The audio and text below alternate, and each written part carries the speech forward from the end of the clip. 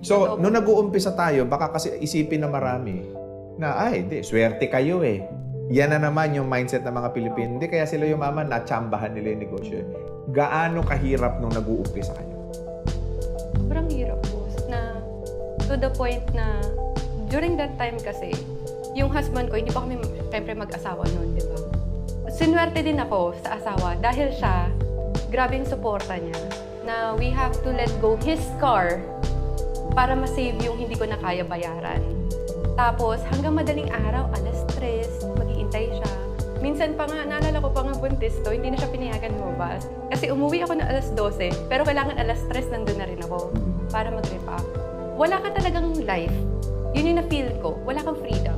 Iko-consume ka niya talaga mentally. Ita-challenge ka niya mentally, physically, spiritually. So, ganun siya kahirap. Pagod na pagod. Pagod na pagod po talaga. Hindi po totoo yung sinasabi nila na, oh, pag